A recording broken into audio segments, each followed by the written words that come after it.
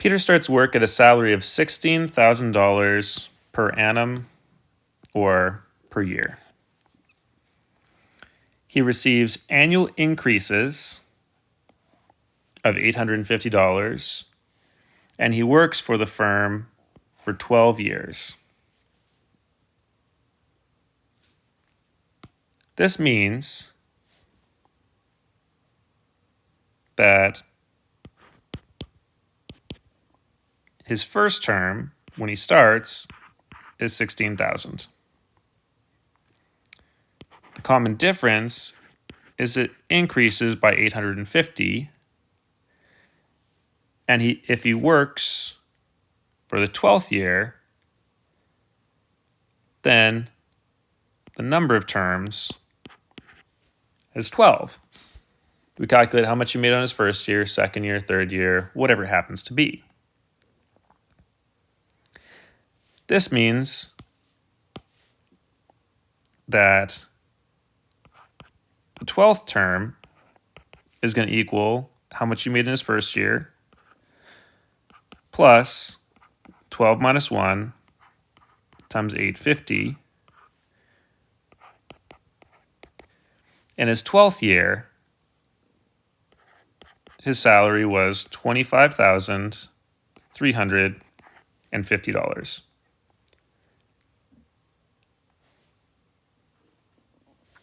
When it says how much has he earned over those 12 years,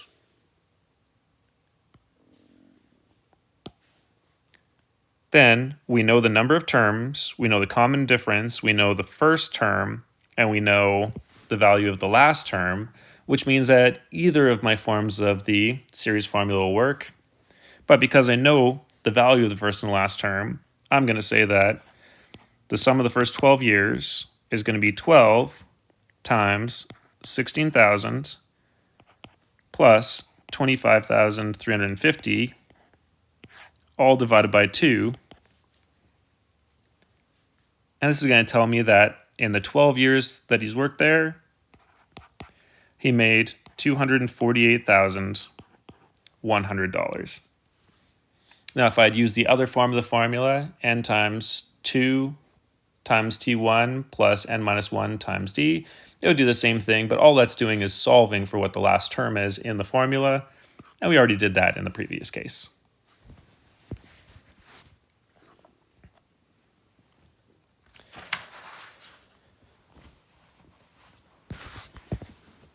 We can also investigate the arithmetic series defined in terms of the sum of their series.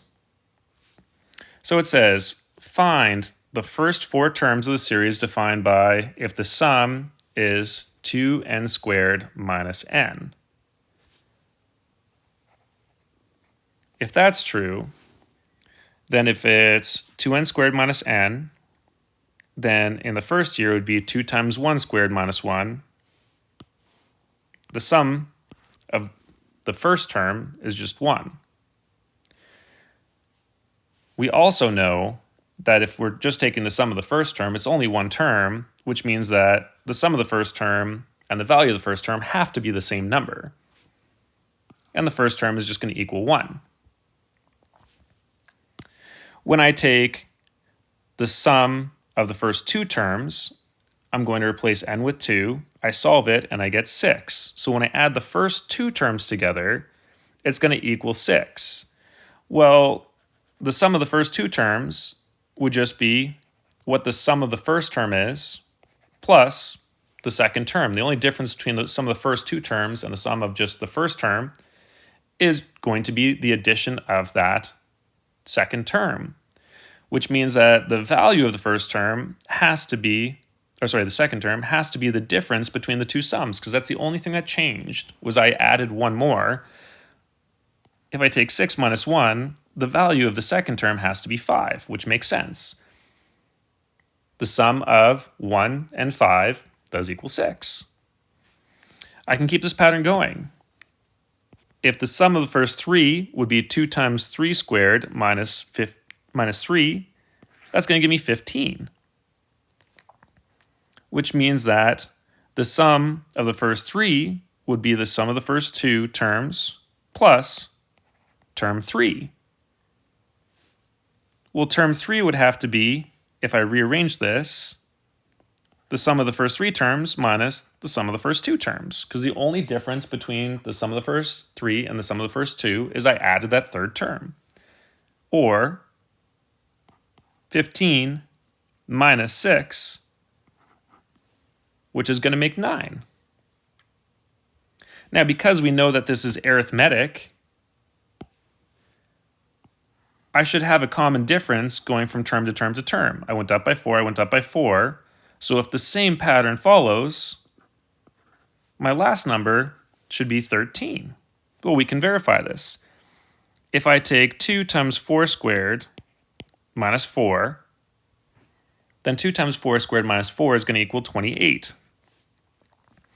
The sum of the first 4 terms would be the sum of the first 3 plus the value of term 4, which means term 4 would be the sum of the first 4 terms minus the sum of the first 3 terms, or 28 minus 15, which does in fact equal 13. I can apply that for any set of values.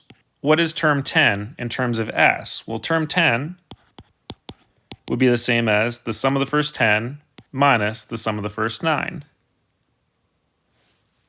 I could do it for any general term. Tn would equal the sum of the n terms minus the sum of the n minus 1 terms. So the sum of the first however many terms minus the sum of one less number of terms.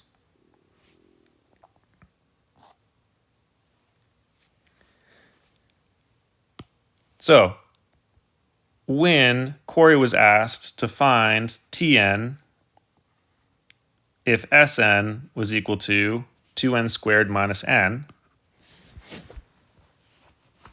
the first thing that she did was she figured out Tn using the formula. We know that if I replace 1 into the first formula, then A was equal to 1. Or, as we use it, T1 is equal to 1. The common difference we could see up here, going from 1 to 5 to 9 to 13, was it increased by 4 every single time. Which means that, using our formula,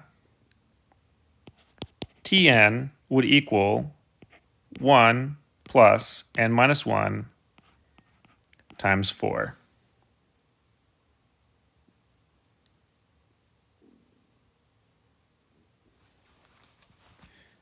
If I want to use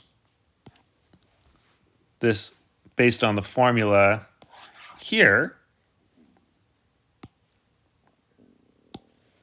then I could say that if Tn was equal to Sn minus Sn minus 1, and it says that Sn is 2n squared minus n, then Tn would be the same as Sn, 2n squared minus n, and I'm going to subtract from that 2n minus 1 squared minus n minus 1, remembering that it's going to be one less term that I'm taking away from it. I'm going to expand that out. 2n squared minus n minus 2n squared minus 2n plus 1 minus n plus 1. 2n squared minus n minus 2n squared minus 4n plus 2 minus n plus 1. Combine my like terms.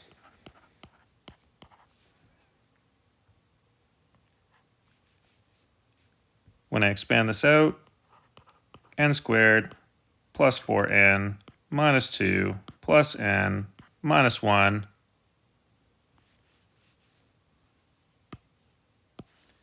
my n squared and my n squared are going to cancel out. I can combine my n's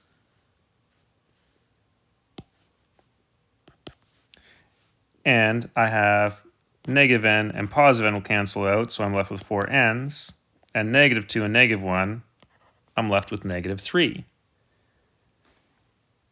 Well, if I simplify the formula on the left, then Tn would also equal 1 plus 4n minus 4. And when I combine the like terms, Tn is equal to 4n minus 3. I get the exact same simplified formula.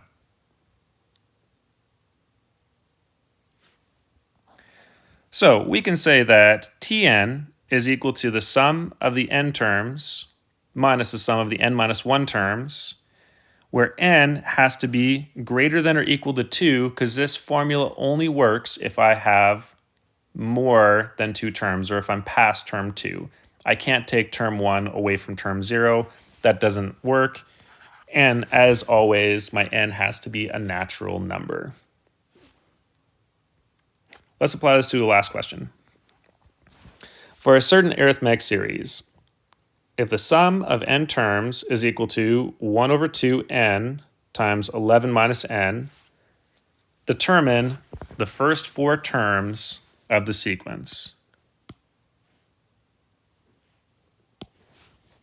Well, the sum of the first term is 1 over 2 times 1 times 11 minus 1. I can put that all in my calculator and I get 5. And we know that T1 is the same as S1, it's just 5.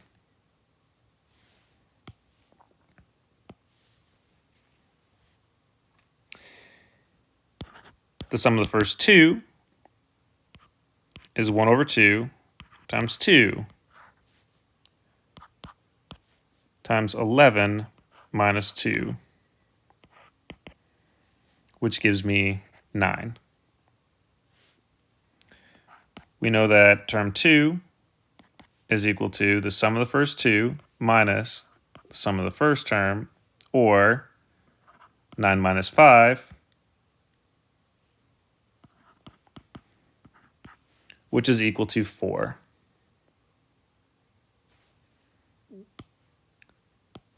If I know what the first 2 terms are, I can say that the common difference is 4 minus 5, or negative 1. And then I can state the first 4 terms